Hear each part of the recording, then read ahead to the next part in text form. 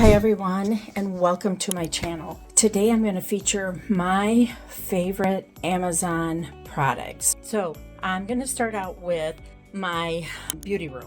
This is my gimbal tripod. It's for my camera. It is self-leveling. This comes with a case and then it has a bunch of other attachments. The bottom will unthread, and then I can attach this, and then of course you can actually hold this in your hand, so when you're videoing things you can go back and forth with it. Now let's look at my mirror. This particular light here with the mirror, there is a three-way on the back so you can make it zoom, and so the mirror will change with it. So the mirror and the table, both items came from Amazon. They were not together. The table came in pieces. I put it together. It was very simple, very easy.